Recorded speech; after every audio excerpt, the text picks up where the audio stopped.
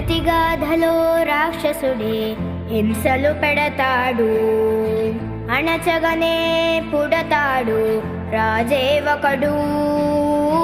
శత్రువునే కడదేర్చే పనిలో మన రాజు, హింసలనే మరిగాడు మంచిని మరిచే.